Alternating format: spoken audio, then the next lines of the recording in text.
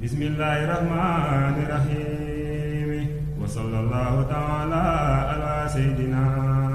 wa mawlana muhammadin wa ala alihi wa sahbihi wa sallama tasliman haza matlabu shifai fi tawassuli ila allahi taala bil mustafa sallallahu taala alayhi wa sallama hamdan limunzili dana wa daim wa munzili sifai wa dawai hamdan limunzili dana